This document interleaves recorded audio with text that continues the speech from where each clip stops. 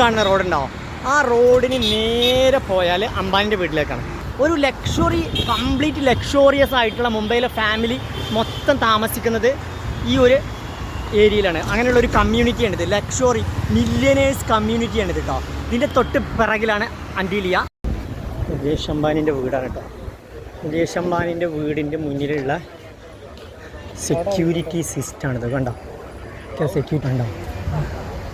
ഇതാണ് അന്റിലിയ, അതായത് വേൾഡിലെ ഏറ്റവും എക്സ്പെൻസീവ് വീട്. അതിൻ്റെ മുന്നിലൊക്കെ കണ്ട സെക്യൂരിറ്റി കാര്യങ്ങൾ, പിന്നെ അതേപോലെ മിലിറ്ററി, അതേപോലെ അപ്പുറത്ത് കണ്ട ഫ്രണ്ടിൽ ഗേറ്റിൽ തന്നെ ഒരു പിന്നെ ഒരു നായ ഇരിക്കണേ കണ്ടോ.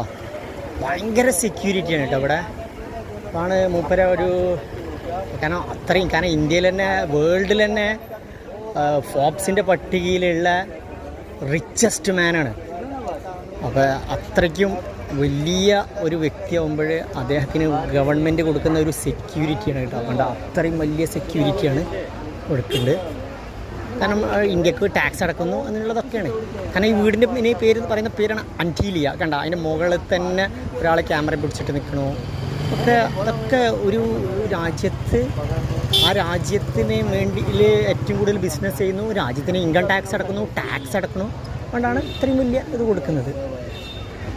ഈ വീടിൻ്റെ വില എന്ന് പറയുന്നത്, ഇന്നിതിൻ്റെ മൂല്യം വില എന്ന് പറയുമ്പോൾ 15,000 കോടിയാണ് കേട്ടോ.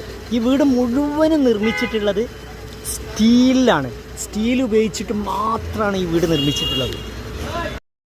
ഈ കണ്ടോ, ഈ ഒരു ഫ്ലോറിലാണ് അംബാനിയും ഭാര്യയും താമസിക്കുന്നത്. കണ്ടോ, അതിൻ്റെ മുകളിലുള്ള ആ ഫ്ലോറിലാണ് പിന്നെ അതേപോലെ മകന് താമസിക്കുന്നത്. കണ്ടോ, ഈ ആരോ കാണുമ്പോൾ നിങ്ങൾക്ക് മനസ്സിലാവും ആരോ.